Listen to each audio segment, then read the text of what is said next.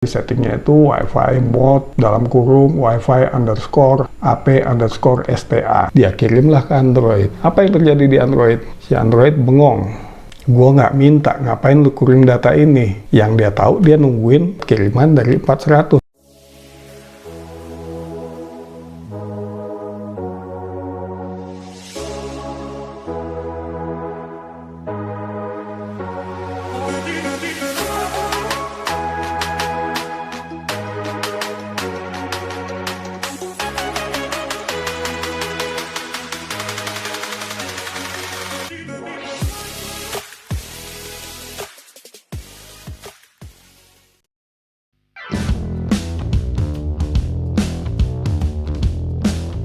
Bismillahirrahmanirrahim. Assalamualaikum warahmatullahi wabarakatuh. Balik lagi dengan saya Teddy Bagindo di channel Apa Itu. Kali ini kita akan membahas ESP8266 sebagai WiFi router. ESP8266 itu WiFi modulnya dapat dioperasikan dalam 3 modus sebenarnya. Modus pertama sebagai station, artinya dia sebagai client dan dia akan connect access point. Dari situ dia akan mendapatkan IP. Modus kedua sebagai access point. Artinya dia akan bikin network sendiri, dia bikin SSID, dia kasih IP ke klien yang terhubung dengan dia. Modus yang ketiga, keduanya dijalankan secara bersamaan. Biasanya di settingnya itu WiFi mode dalam kurung WiFi underscore AP underscore STA. Dengan demikian dia akan acting sebagai router. Artinya dia punya 2 IP. Satu IP yang dia dapat dari station interface-nya yang terhubung dengan access point. Kedua, dia punya IP pada sisi access point-nya dia sendiri. Jadi dia melayani klien-klien. Nah, jika klien-kliennya itu ingin melakukan komunikasi keluar, ESP8266 ini acting sebagai gateway. Kalau kita udah nonton video sebelumnya, dia acting sebagai IP forwarder. Oke, kita coret-coret aja, kita analisa trafficnya seperti apa. Kita punya router, MikroTik router, dia juga acting sebagai access point, SSID, MKT apa itu, IP address-nya 192.168.1.200. Tentu ada DHCP server juga di sini. Range IP pada poolnya dari 192.168.1.100 sampai 1.200. Gateway pada DHCP tentu IP-nya dia 192.168.1.200. DNS juga. Berarti di sini ada DHCP server, ada DNS server. Tentunya dia juga punya IP ke arah interface yang terhubung dengan WAN atau internet. Sebagai contoh, kita punya Android device yang terhubung dengan access point MKT apa itu. Tentunya dia akan dapat IP. IP-nya sesuai dengan range yang dialokasi sama DHCP server ini, 192.168.1.100. Ini networknya 24, Pak, saya mention tadi. Tentunya kalau kita buka IP information atau network informationnya si Android ini, ada IP-nya, ada DNS, sama gateway DNS. Tentu ini gateway-nya ya IP-nya si MikroTik router ini, 192.168.1.200. Karena di ruangan ini sinyal strength MKT apa itu buruk banget, mungkin minus 85, minus 80, kita nggak bisa connect sini. Makanya kita pasang lagi satu. Ini yang akan kita bikin. ESP8266 sebagai router. Seperti kita udah jelasin tadi, dia akan punya 2 IP. IP yang dia dapat dari MikroTik router, 192.168.1.101. Karena dia acting sebagai access point, berarti ini WiFi, AP, station mode-nya, sorry, belum di-mention. Nah, pada network apa itu, dia punya IP address 192.168.4.1, networknya 24. Tentunya di sini dia acting sebagai DHCP server juga, terus sebagai gateway-nya juga. Nah, dia akan membagikan IP ke klien-klien yang terhubung. Contoh Node MCU di sini yang terhubung dengan SSID apa itu. Node MCU akan dapat IP address 192.168.4.100. Gateway information ya tentu 192.168.4.1 IP-nya si ESP8266 ini. Coba kita analisa jika dari Android ini akan komunikasi ke Node MCU ini. Kita bikin web server di sini untuk ngedrive release segala macam kayak Postscript. Nah, tentunya Android akan membuka website dengan URL HTTP 192.168.4.100. Karena IP 192.168.4.100 tidak dalam networknya si Android, networknya si Android kan 1.0, otomatis datanya dia kirim ke gateway 200. Di sini MikroTik akan ngecek routing table.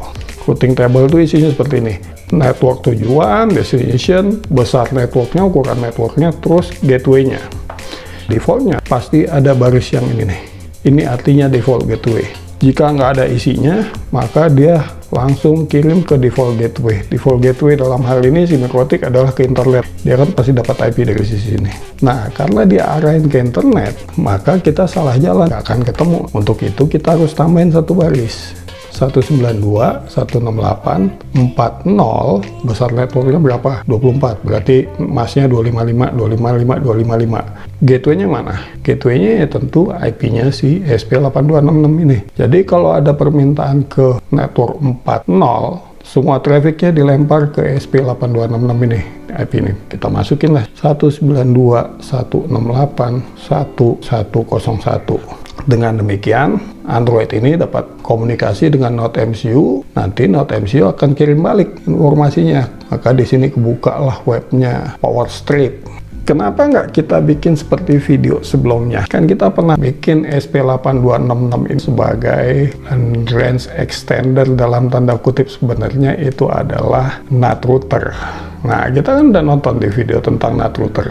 Setiap ada traffic yang melewatin gateway, IP headernya akan ditranslate sama dia. Nah, kita bayangin dari sini kita minta data ke 400. Sama Mikrotik di forward sini, dia bisa lanjutin sini.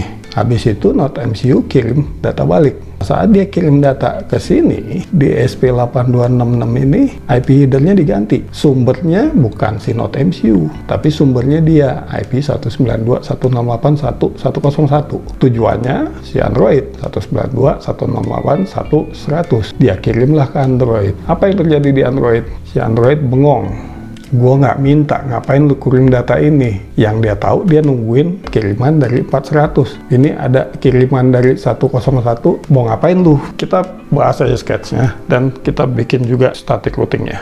Pertama, kita bikin static routing dari Mikrotik ke SP8266 networknya yang 4.0. Kita buka Winbox-nya Mikrotik. Di sini ada menu IP. Di bawah IP itu ada yang namanya root.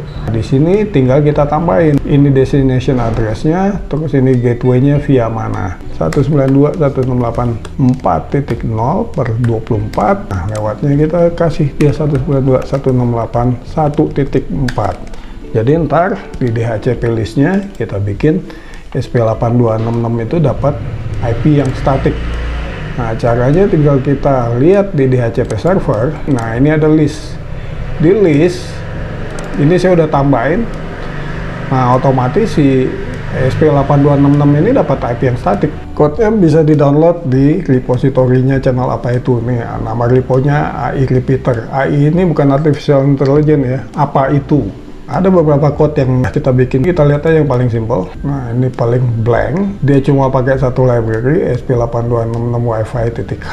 Prinsipnya kita bikin dua SSID. Yang atas ini SSID-nya Mikrotik, SP8266-nya sebagai station, yang ini sebagai access point. Di void setup kita setting Wi-Fi mode-nya. Setelah kita definisi mode-nya sebagai AP station, kita connect ke MKT apa itu. Kita bikin connection-nya atau reconnect. Misalkan sinyalnya jelek, connection-nya drop, dia coba reconnect lagi, dan kita bikin connection-nya persisten selalu ada. Urusan dengan station udah selesai, kita lanjut dengan access point. Kita jalanin access point-nya, Wi-Fi, soft AP, SSID, password. Di loop kita cuma ngeprint sinyal strength dari MKT apa itu. Dengan demikian kita tahu network condition-nya. Cuma karena di sini benar-benar blank spot, sebenarnya sketch ini dipakai bisa, cuma perlu serial communication karena ntar kita taruhnya di pojok-pojok, kita nggak ada serial. Kita pakai sketch yang lain aja. Ini aja nih yang paling ribet. Intinya cuma nambahin web server, jadi nggak perlu saya jelasin, baca aja. Kita copy aja semua. Kita paste aja sini. Sekarang kita langsung pilih boardnya. Kita pakai Node MCU sementara di COM14. Udah tinggal upload. Udah selesai, kita buka serial monitor. Tuh, not connected. Ya, nggak ada sinyal di sini. Nah, ini saya cabut dulu. Ntar saya pasang di tempat yang ada sinyalnya, baru kita lanjutin. Udah saya pindahin, kita tinggal connect aja. Coba kita connect ke SSID apa itu demo. Mikrotiknya udah jalan nih. Coba kita buka aja URL-nya 192.168. Nah, ini 4.1. Itu RSSI-nya dapat -77, lumayan. Wah, Ini ada videonya IP Mask-nya di dalam satu jaringan tentunya. Dengan demikian kita bisa jadiin SP8266 Wi-Fi router tanpa NAT. Agar lebih menarik, video berikutnya ntar kita pasang di sini aja nih. Jadi nggak pakai Node MCU tapi SP01. SP01-nya kita program sebagai Wi-Fi router, kita tambahin web server untuk kontrol lampu. Ntar ada lampu di atas itu kita kontrol pakai ini. Kita tambahin DHT11 buat memantau temperatur di ruangan ini. Juga kita tambahin peer. Nah, peer ini gunanya buat detect manusia. Kalau nggak ada orang, lampunya kita bikin mati aja, nggak ada manfaatnya. Kecuali nanti kita bikin mungkin ada toggle-nya kali buat manual atau otomatis. Itu aja, seperti biasa. Kalau ada penjelasan saya yang salah, tolong tulis di komentar. Jangan lupa di like dan subscribe. Semoga bermanfaat. Assalamualaikum warahmatullahi wabarakatuh.